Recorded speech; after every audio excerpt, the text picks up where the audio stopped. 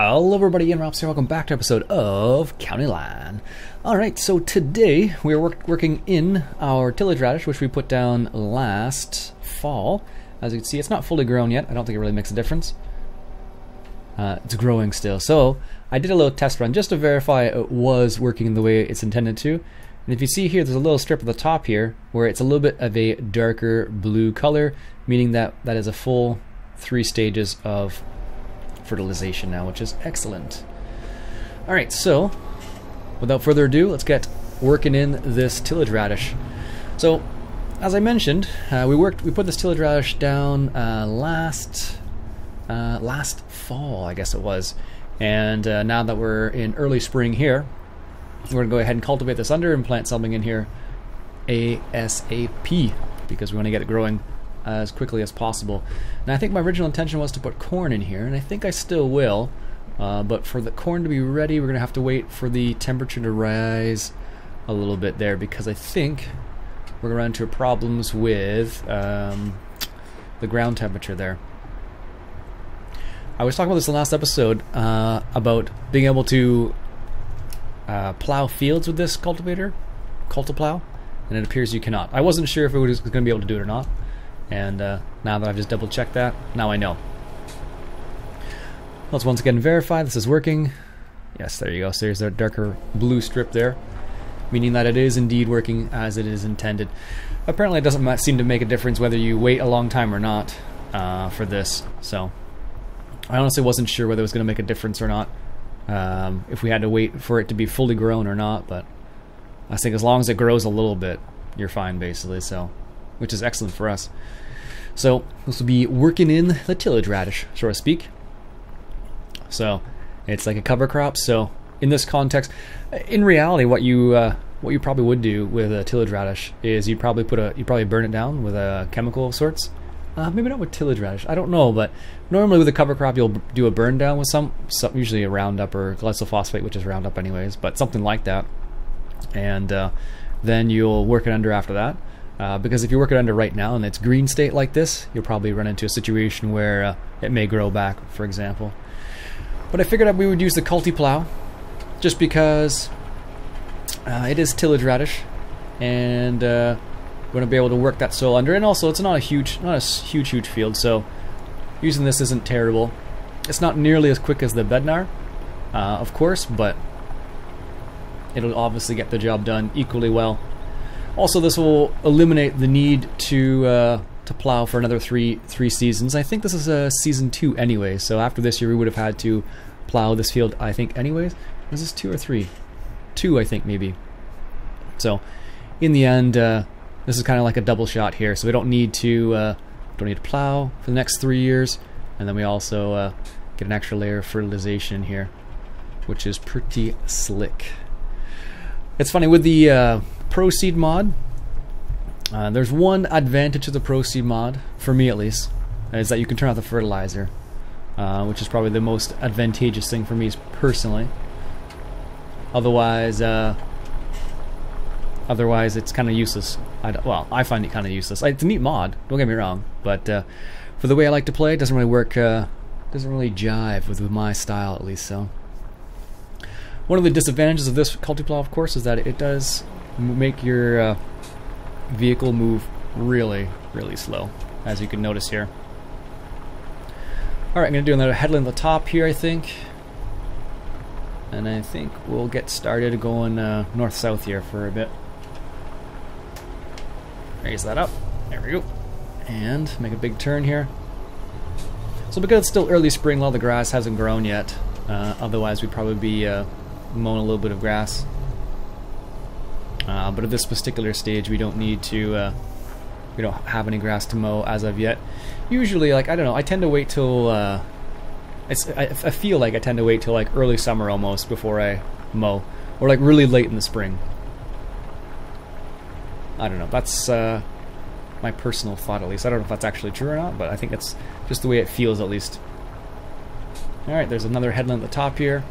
Should make our turns a little bit more efficient. Which is the reason why I did that. You can tell I'm driving without GPS when I just have like huge overlap.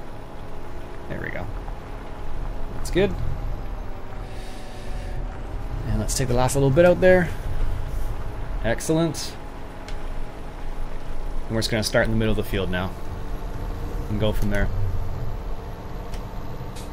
Oh, now it realizes that how small that culti-plow is. Alright. There we go. Let's take the offset up there. And we'll do skip a row. There we go. Actually, let's rotate that a little bit here. There we go, that's better. Skip a row, auto turn. See how this works out. Lower the culti-plow down. Let's get her started here. So yeah, this is one of the things you can do with the Seasons mod, which I think is super cool. It's like, honestly, I've been playing Farm Sim 17 ever since it came out. So I guess it's almost over a year, I guess close to a year now. I think I've planted tillage radish once, to be honest with you. So this is the first time I'm kind of using it to for its intended purpose, basically. Which is kind of funny when you think about it, really, because you have this option being able to use this thing, but you just never use it because in the base game there's not a whole lot of use behind it. So, but when you have the Seasons mod, it makes it a bit more interesting, at least in my opinion. All right, just finishing up a second pass here. Seems skipping a row was the best idea because if we had done just like the one pass then right to the next pass, it would have been a little rough on the turns, at least. So that's why I skipped a row. And if you're wondering how I did that, I held the control button down to bring up my cursor, and then I just hit the free lanes plus.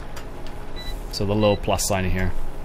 So that increased my my lane. So normally, if you don't press that, it will just go to the next pass. But as you can see, having that skipping that one row is actually really helpful in this context, because just the way the turning circle of this implement, basically, and because it is so short in comparison to, like, let's say the Bednar, for example. So little tip for you there for those people who haven't used GPS very much. It's pretty slick. Also, in case you're wondering, yes, I have $750,000. It's because I sold all the I sold a lot of the silage bales just to get them out of the way, because soon we're going to have some more laying about, so I figured we might as well get started on selling some of those bales, make a little bit of extra profit, have a little bit more money in the bank for the next big purchase. I don't know, we just got a new field, so I don't think we need another field yet, but it's always an option. We may have to look into, we don't need a bigger seeder yet, don't need a bigger tractor yet. We're kind of good for the time being. That's why I haven't really I've been kind of thinking about, like, well, what exactly do we actually need here? And there's not a lot of things that we absolutely need as of yet. So I'm going to kind of think about that a little bit and see what might be a good option. More fields is always a good option, but like right now we don't own. Let me just show you. Owned. Right now we've leased this Scorpion King.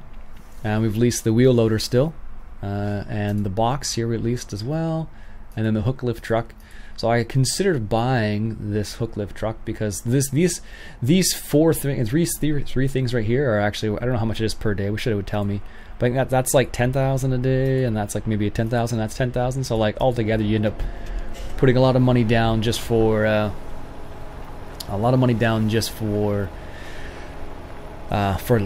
leasing, basically. And we don't really need the Scorpion King right now anyway, so I might just return it for the time being. We'll see. I might keep the logging going in the summer off camera, just because the amount of money you make from it is just absurd. So just coming up on the halfway point now. There we go. There's that little bit done there. Perfect. And now time to go back the other way, basically. That's about the halfway point right there. Let's get lined up here once again. There we go. Nice. And if we check our map here, you can see there's like strips of dark blue, which is what we want to see. Now, because we're going to plant corn in this particular field, we're going to use either a planter, which doesn't use fertilizer, so having that 3 stages right off the bat is going to make our lives a lot easier. That's for sure. So anyways, let's continue this journey to get this field done, and I'll see you when it's done. Alright, just finishing up the second last pass here. Gonna turn around and do the last pass, and then we'll be done this field, which is always excellent. Took a little bit of time, I don't know, maybe like half an hour or something like that.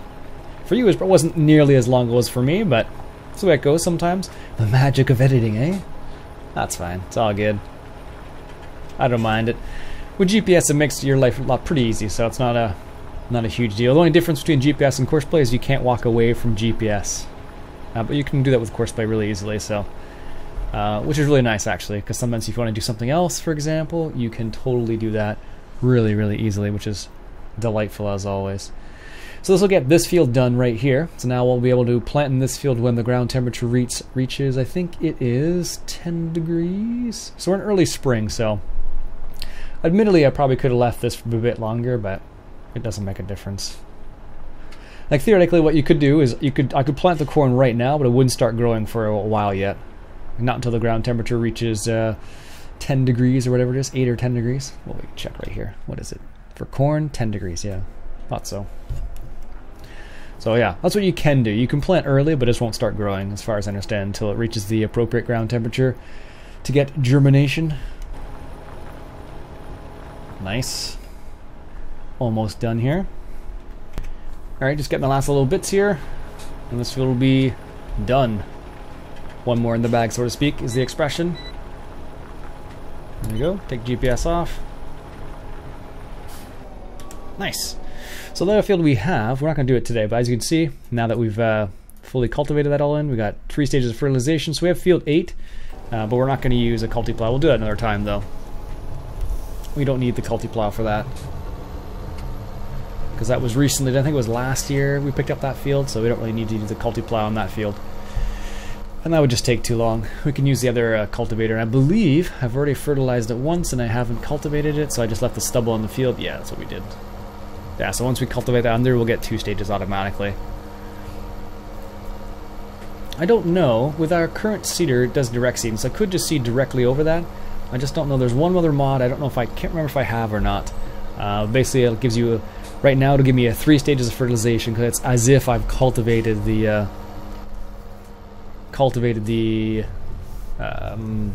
stubble under, basically. So there we go. That's that. Let's take it back to the main farm here and put it away. Just gonna clean up the culti-plow before I put it away here. We're not gonna need it for another couple seasons yet, so might as well get it all cleaned up before we put it away. The stagger I'm not too worried about, because we're gonna need that again fairly shortly. So there we go. Looks good. Let's put this back in the shed over here.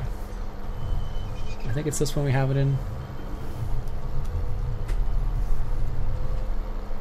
Yeah. Let's straighten out here a little bit and put this away, and then we'll have to get one more thing here. There we go.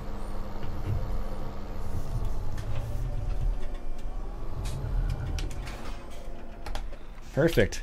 Let's hop over to this guy. Now, some people suggested this, and I've been meaning to do it for a while now, just haven't got around to it yet. We're going to go ahead and change this horse auger wagon for something a bit different, I think. Think about changing this case out as well, maybe. Should we change the case out? Yeah, let's do that too. Sell that. Okay. And let's sell the case. Yes. Okay, so let's not fiddle around. Let's go straight for the big dog here. Where am I here? Auger wagons. I guess we could use that. What's that for? That's bizarre. We don't want those. Nope, nope.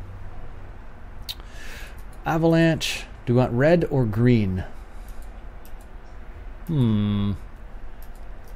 Let's think. Let's think of a tractor we want to get first. Because we have, let's see, what do we got here? In terms of tractors, we have 8340. We got 2 New Hollands now. Because we got the T7 as well. Got the Steiger 620. The Ford 83, which is basically New Holland, I think. Maybe not that model, but Oliver T7.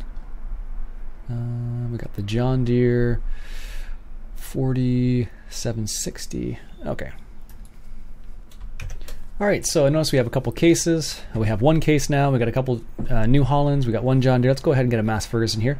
We get a 370 horsepower Mass Ferguson 8700. We got the American attacher on the front, which we have the Euro attacher or the American attacher. I'm gonna go for the high horsepower version of this, and let's go for the standard wheels for the time being, or we could go for wide wheels. Let's go for the wide wheels. I don't know why. I have a weird thing about wide wheels. And front hitch, front narrow tires. There we go. That shouldn't have a problem with that trailer, but you never know. Let's get a weight. Let's go ahead and get our SOB weight because they're the best weights, at least for me. I always like them. There we go. Excellent. And then let's go ahead and get that avalanche, and we'll be ready for the fall. Avalanche. Should we get it in red? Doesn't matter. If we use the case, I think honestly with the size of this particular auger wagon, I think the Steiger 620 might be a better option for it. But if we decide to use it, with the 8700, at least it'll be red for both cases because we have like one green tractor that's kind of small. So let's go ahead and buy that as well. There we go. Sweet. Even with all that purchasing, we actually probably still have enough money for the.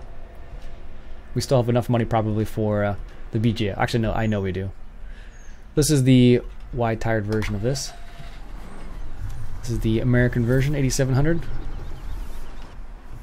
I don't know if this has IC. I don't think it does. Oh, it does actually. What is this? Closed signal arms. And what's the other thing I saw? That's just the doors. The signal arms are talking about these things in the back here. We'll just leave them there for the time being. There we go. Let's get this hooked up here. Yeah, I think in reality you would use probably like a case Steiger, or probably a fairly large tractor for this particular auger wagon because it is. It's not necessarily the horsepower associated with it; it's the weight behind it, I suppose, because this is quite a large overloader in real life. And I think. Just looks a little small for it. I think if I put duals maybe on this tractor it would be okay, but yeah, I don't know. Alright. That's that. Let's head back to the farm with this. Yeah, I think this will be, but look, this would probably fit better, or fit the Steiger a bit better. If I had to guess, honestly. So there you go, finally upgraded that. Been meaning to do that for a while now. It's funny, there's so many different variations on these tractors. Like, once you have a good base model for a tractor, whatever it happens to be, then the modders kind of adjust it and make it even better. That seems to be what's happening with 15 and 7, more on the 17 side, because the base models are just that good. That a lot of the modders are just kind of making them that much better by adding little things like, I guess in some cases Americanizing it, or adding some IC to it, whatever it happens to be. So a couple neat little additions there. There we go. Now theoretically, all of our courses should be perfectly fine with this trailer, but you never know, I suppose. So there's always that possibility that you may run into some trouble. But for the most part, it should be perfectly fine. At least I think it should be perfectly fine. Yeah, this is the American version of the A700. It's pretty slick, actually. I think the T7 actually looks a bit nicer. I'm not gonna lie to you. I kind of like that T7 heavy duty. Well, there are lots of options with this, so you definitely can get a little crazy with the options these days. So this will be good for fall, and actually not necessarily for fall, but early summer actually too, because we have I think 3 barley fields now for some reason. I don't know why I planted so much barley. I must have got a little crazy there. Maybe there's 1 barley, 1 wheat. I don't know. But it is definitely going to make our lives a little bit easier. And not have to make so many runs back and forth all the time. There we go. Also, if you notice, if you recall, when we first started using this thing, all the number right there was all from the fertilizer we dropped, and then over time what happens is it goes into the numbers go to this one. I don't know why they do that, but that's the way they've changed it. So that wasn't an upgrade, that's just the way it is. Oh, you can actually open and close the doors from the outside here if you wish. That's kind of cool.